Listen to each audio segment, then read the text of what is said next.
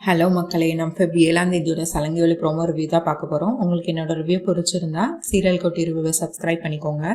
இதில் கிருஷ்ண பிரசாத் நைனிக்கிட்ட ஒத்துக்கிறாங்க, நான் தான் அன்னைக்கு கொலை பண்ண பார்த்தேன் அப்படிங்கிற மாதிரி போய் சொல்கிறாங்க. அதுக்கு ககன் ஜெயிலேருந்து கோவப்படுறான்.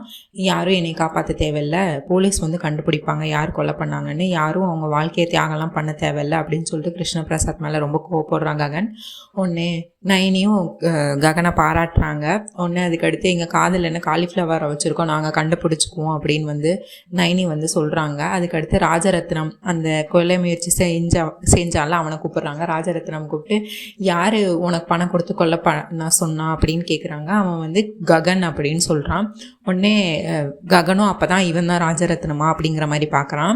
உடனே அதுக்கடுத்து இந்த ராஜரத்னம் ஆல்ரெடி கேபி பார்த்துருப்பான். எப்போன்னா அபூர்வா வீட்டில் அபூர்வாவும் அந்த ராஜரத்னமும் பேசிக்கிட்டு இருக்கிறத பார்த்துருப்பான். அப்போ ஒரு கெட்டு பணத்தை அபூர்வா ராஜரத்னத்துக்கு கொடுக்குறதையும் பார்த்துருப்பான். அதை பார்த்துட்டு உடனே இப்போ தான் அவனுக்கு கிருஷ்ணபிரசாத் கொஞ்சம் கொஞ்சமாக புரிய ஆரம்பிக்கும். உடனே இப்போ தான் எனக்கு கொஞ்சம் கொஞ்சமாக புரியுது அப்படின்னு சொல்லிட்டு கிருஷ்ணபிரசாத் சாரதா வீட்டுக்கு போவான்.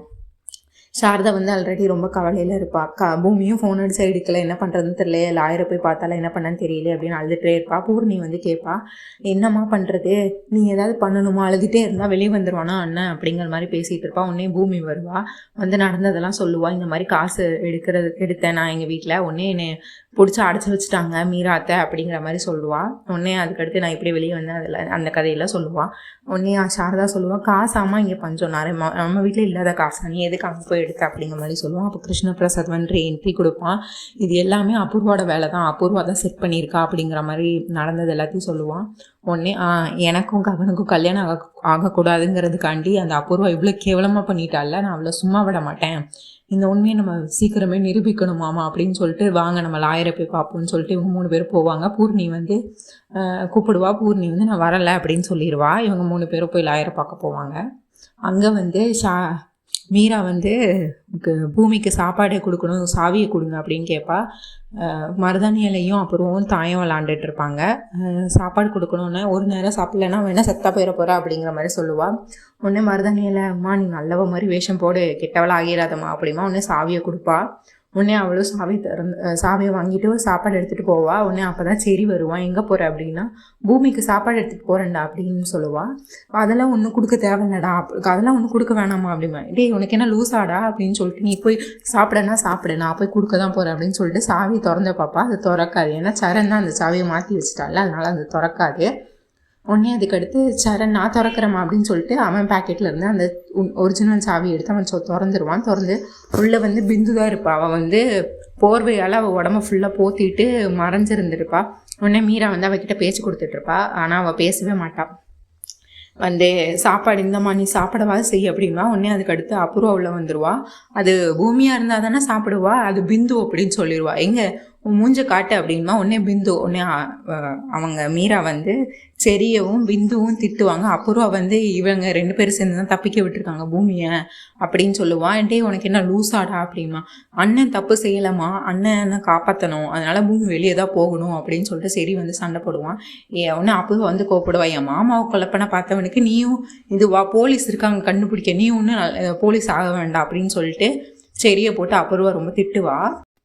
அபூர்வா செரியும் பிந்துவையும் ரொம்ப திட்டிகிட்டு இருக்கா. அப்போ கிருஷ்ணபிரசாத் எங்க அப்படின்னு சொல்லிட்டு மீராட்டி கேட்குறா அபூர்வா. உடனே மீரா சொல்கிறா, பிஸ்னஸ் விஷயமா வெளியே போயிருக்காங்க அப்படின்னு சொல்கிறா. உடனே அவங்க வெளியெல்லாம் போகல, ககனுக்கு வெளியே எடுக்கிறதுக்காக போலீஸ் ஸ்டேஷன் போயிருக்கான், பிஸ்னஸ் விஷயமாலாம் ஒன்றும் போகலை.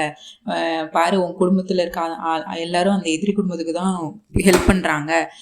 உன் பசங்க என்னடானா பூமியை வெளியே விடுறாங்க, உன் புருஷன் என்னடானா ஒட்டுமொத்த எல்லாரும் என் புருஷனுக்கு எதிராக இருக்கீங்க, என் மாமாவுக்கு எதிராக இருக்கீங்க அப்படி இப்படின்னு சொல்லிட்டு மீராவை போட்டு அப்புறம் ரொம்ப திட்டிட்டு ரொம்ப கோவப்பட்டு அந்த ரூம் விட்டு போயிடுறா. அடுத்து நைனி எஸ்ஐ ராஜேந்திரன் நைனி பேசிகிட்டு இருக்காங்க. பெஸ்ட்டு ரெஸ்டாரண்ட் என்னன்னு சொல்லு, உனக்கு இதாக தெரியுமா அப்படின்னு கேட்குறேன். எனக்கு எதுவும் தெரியாது, நான் வேணால் ஃபோனில் பார்த்து சொல்கிறேன்னா. இதுக்கும் ஃபோனா, ஏன் இங்கே தானே இருக்க தெரியாது அப்படின்னு கேட்டு பேசிகிட்டு இருக்காங்க. சரி நான் போய் சாப்பிட்டு வந்துடுறேன்னு சொல்லிட்டு ஹோட்டலுக்கு போகிறதுக்கு போகிறாங்க. அப்போ ஹோட்டலுக்கு போகிறதுக்கு கார் எடுத்துகிட்டு போலீஸ் ஸ்டேஷன்லேருந்து வெளியே போகிறாங்க. போகும்போது ககனை எஸ்ஐ ராஜேந்தர் ஆப்போசிட்டில் தான் இருக்காங்க. ககன் இந்த செல்லை, அந்த ராஜரத்னம் அந்த செல்ல இருக்காங்க. உடனே ககன் உங்களுக்கு ஒரு மணி நேரம் தான் டைம், நீங்கள் அதுக்குள்ளே அவங்ககிட்ட உண்மையாக வாங்கன்னா வாங்கிக்கோங்கன்னு சொல்லிட்டு எஸ்ஐ ராஜேந்தர் ககனுக்கு ஹெல்ப் பண்ணுறாங்க. உடனே ககன் சொல்கிறான், எனக்கு 1 மணி நேரம்லாம் தேவையில்ல, 10 நிமிஷம் போதுன்னு சொல்லிட்டு அவனை போட்டு அடின்னு அடிச்சிட்டு இருக்கான். நைனி வந்து ஃபோனை மறந்து வச்சுட்டு போயிருப்பாங்க. நீங்கள் திருப்புங்க வண்டியை, நம்ம ஆஃபீஸில் இருக்க ஃபோன் எடுத்துகிட்டு வரணும் அப்படின்னு சொல்லுவாங்க. கடைசியில் அவனையும் போட்டு அடின்னு அடிப்பான். ஆனால் அவன் சொல்ல மாட்டான். அபூர்வா தான் உன்னை செட் பண்ணியிருக்கான்னு தெரியும், உனக்கு எவ்வளோ கொடுத்தா சொல்லுன்னா, உண்மையை சொல்லுன்னா சொல்லவே மாட்டான். நான் கோர்ட்டில் தான் உண்மையை சொல்லுவேன் அப்படின்னு சொல்லிட்டு அடின்னு போட்டு அடிச்சிட்டு இருப்பான். கடைசியில் அவன் அடிச்சிட்டு இருக்கும்போது நைனி உள்ள வந்து நிறுத்து அப்படின்னு சொல்லி ககனை பிடிச்சி திட்டுவா. யார் உனக்கு பெர்மிஷன் கொடுத்தது, யார் உன்னை யார் இதை திறந்து விட்டது, பெயில் யார் இந்த பெயிலேருந்து அந்த செல்லுக்கு மாற்றினது அப்படின்னு சொல்லிட்டு எஸ்ஐ ராஜேந்திரன் அப்படின்னு ராஜேந்திரனை பிடிச்சி நைனி திட்டுவா. அதுக்கடுத்து ககனை போட்டு அடின்னு அடிப்பா. அவனை போட்டு யார் உனக்கு அதிகாரம் கொடுத்தா, நீயே ஒரு திருடன், நீ அவனை அடிக்கியா, அவன் அப்ரூவராக மாறினவனை போட்டு அடின்னு அடிப்பியா அப்படின்னு சொல்லிட்டு அவனை போட்டு அடின்னு அடிச்சிட்டு இருக்காங்க. உடனே பெயில் வாங்குறதுக்காக லாயர் கிருஷ்ண பிரசாத், சாரதா, பூமி எல்லாரும் வராங்க. அவங்க எல்லாரும் வந்து ககன் அடி வாங்குறத பார்த்து டென்ஷன் ஆகி கத்த ஆரம்பிக்கிறாங்க. உடனே நீங்கள் என்ன மனுஷங்களா இல்லையே, எப்படி போட்டு அடிக்கிறீங்க, நான் ஹியூமன் ரைட்ஸ் கால் பண்ணவா அப்படிமா. உடனே நைனி, இது என்னோட ஸ்டேஷன், அவன் ஹியூமன் ரைட்ஸ் கால் பண்ணுறதுக்கு முன்னாடி உங்கள் லாயர்கிட்ட கேளுங்க, ஒரு கல்பிரேட் ஒரு திருடன் அடிக்க முடியுமா அப்படின்னு கேளுங்க அப்படின்னு சொல்லுவான். அடிக்கக்கூடாது, லால இல்லைல்ல அப்படின்னு சொல்லி முதல்ல இது பண்ணுங்க அப்படிமா. ஒன்று நைனி வந்து கோப்படுவாங்க. சரி ராஜேந்தர் அந்த இது என்ன ஃபார்மாலிட்டின்னு பார்த்து முடிச்சுட்டு பெயில் கொடுங்க அப்படின்னு சொல்லிட்டு போயிடுவா. ஆனால் அதுக்கு அடுத்து இது அபூர்வோட பிளான் தான், நான் கண்டிப்பாக இதை வெளியே கொண்டு வந்துடுறேன் அப்படின்னு சொல்லிட்டு கிருஷ்ண பிரசாத் வந்து ககனை பார்த்து சொல்லுவான். அதுக்கடுத்து ககனையும் ரொம்ப அடிச்சனால சாரதா, பூமியெல்லாம் அழுதுகிட்டே அவனை கூட்டிகிட்டு அங்கே வந்து போயிடுவாங்க. போலீஸ் ஸ்டேஷன்லேருந்து ககனை கூட்டிகிட்டு போயிடுவாங்க. பூமியும் சாரதாவும் வந்து ககனை கூட்டிகிட்டு ககன் வீட்டுக்கு வராங்க. வந்தோடனே பூர்ணி அப்போ தான் மாடிப்படியிலேருந்து இறங்கி வந்துட்டுருக்கா. ககனை பார்த்து ரொம்ப ஷாக் ஆகிடுறா. உடனே யார் என்ன உங்களை இவ்வளோ அடித்தது அந்த மாதிரி கேட்டுட்ருக்கா. உடனே சரி நீ போய் ஃபஸ்ட் எய்ட் பாக்ஸ் எடுத்துகிட்டு வா அப்படின்னு சொல்கிறா பூமி வந்து பூர்ணி. உடனே அவள் எடுத்துகிட்டு வரா.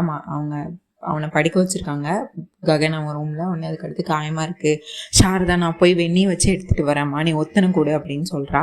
உடனே சரிங்க அப்படின்ட்டு அவன் வெந்நீர் வச்சு பூர்ணி எடுத்துகிட்டு வரா. உடனே ஒத்தனம் கொடுக்குறா. ககனுக்கு ரொம்ப வலிக்குதுன்னு சொல்லிட்டு அவன் கத்துறான்.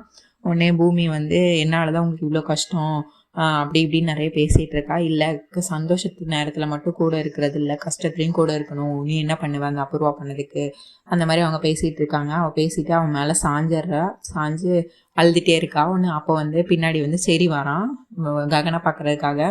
இவங்க 2 பேரும் ஒன்றா இருக்கிறத பார்த்தோன்னா அவனுக்கு பூமியை வந்து அவங்க கூட பார்த்தோன்னா அவளுக்கு செரிக்கு வந்து ஒரு மாதிரி கஷ்டமாக இருக்கு. உடனே அவன் பால்கனிக்கு போய் ஃபீல் பண்ணுறான்.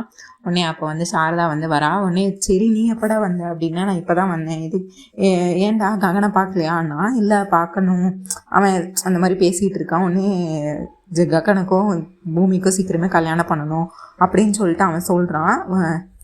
பூரணியும் அதே தான் சொல்கிறா. சரி நம்ம எப்படியோ இதுக்கெல்லாம் ஒரு ஃபுல் ஸ்டாப் வைக்கணும்னா நம்ம ககனுக்கும் பூமிக்கும் சீக்கிரம் கல்யாணம் பண்ணணும் அப்படின்னு சொல்லிட்டு பேசிக்கிட்டு இருக்காங்க. இந்த நேரத்தில் ஏசிபி 9 வந்து பூமிக்கு கால் பண்ணுறாங்க. கால் பண்ணி நான் உன்னை ப்ரைவேட்டாக மீட் பண்ணணும் அப்படின்னு சொல்கிறாங்க. இல்லை நான் எங்கேயும் வர மாட்டேன் அப்படின்னு சொல்லிட்டு கோவப்பட்டு பூமி வச்சிடுறா. உடனே யார் அப்படின்னு கேட்குறான் ககன். ஏசிபி 9 தான் உங்களுக்கு இவ்வளோ போட்டு அடிச்சுட்டு இப்போ என்கிட்ட ப்ரைவேட்டாக பேசணும்னு கூப்பிட்றா அப்படின்னு சொல்கிறான். இங்கே பாரு பூமி, ஏசிபி 9 அவங்க ரொம்ப ஸ்ட்ரிக்டான ஆஃபீஸர், அவங்க உண்மையாக இருக்காங்க, கண்டிப்பாக இதில் ஏதோ தப்பு நடந்திருக்கு, அதை கண்டுபிடிக்கிறதுக்கு அதை பேசுகிறது கூட உன்னை கூப்பிட்ருக்கலாம், அவங்கள நம்பு, அவங்க கரெக்டாக நடந்துக்கிட்டு இருக்காங்க, அவங்க வேலையை தான் பார்த்துட்ருக்காங்க, அதனால் நீ போய் மீட் பண்ணு அப்படின்னு சொல்ல. அபூர்வாவும் மருதானியும் சேர்ந்து மீராவை திட்டிகிட்டு இருக்காங்க. இங்கே பாரு நாங்கள் சொன்னது தான், கிருஷ்ண பிரசாத் ஒன்றும் பிஸ்னஸ் விஷயமா வெளியே போகலை, போலீஸ் ஸ்டேஷனுக்கு தான் போய் அவனுக்கு ககனுக்கு பெயில் வாங்கி கொடுத்துருக்காங்க அப்படிங்கிற மாதிரி சொல்கிறாங்க. நல்ல வெறுப்பேற்றி விடுறாங்க.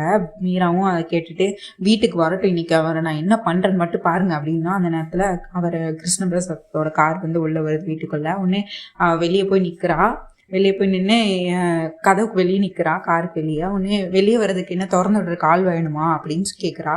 உடனே வெளியே வாங்க அப்படின்னு பேசிகிட்டு இருக்கா. அவர் இறங்கவே இல்லை காரை விட்டு. அதுக்கடுத்து கார் திறந்து இவ திட்டலான்னு போகிறா. அவன் வந்து கிருஷ்ண பிரசாத் வந்து கையில் காலில் எல்லாம் கட்டு போட்டு வந்துட்டு ஆக்சிடென்ட் ஆயிடுச்சு அப்படின்னு சொல்லிட்டு சொல்கிறான்.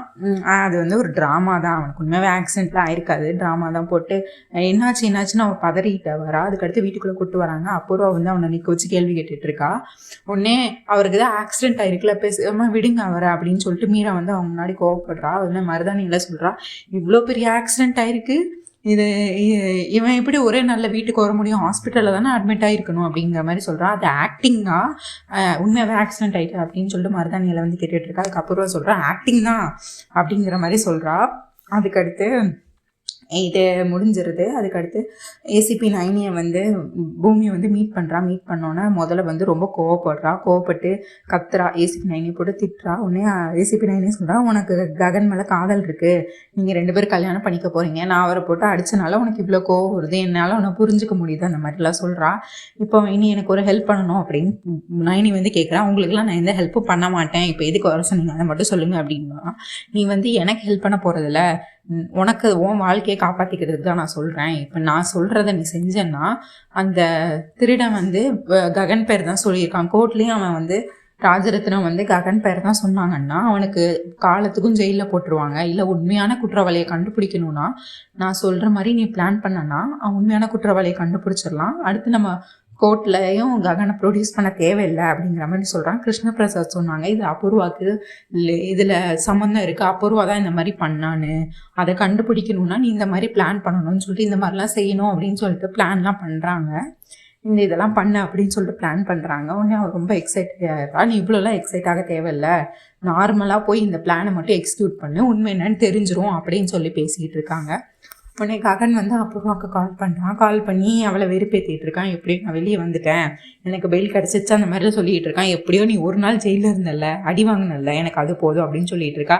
நீ அதை மட்டும்தான் நினைக்கிறேன், ஆனால் நேற்று பூமி வந்தா, நானும் பூமியும் ஒன்றா இருந்தோம், ஜாலியாக இருந்தோம், சந்தோஷமாக இருந்தோம், நல்ல ரொமான்ஸான சீன்ஸ்லாம் நடந்ததுன்னு சொல்லிட்டு அவளை போட்டு வெறுப்பேற்றுறான். இதுதான் மக்களை இன்னைக்கான ரிவ்யூ. உங்களுக்கு என்னோட ரிவ்யூ பிடிச்சிருந்தா சீரியல் குட்டி ரிவ்யூ மறக்காமல் சப்ஸ்கிரைப் பண்ணிக்கோங்க. தேங்க்யூ.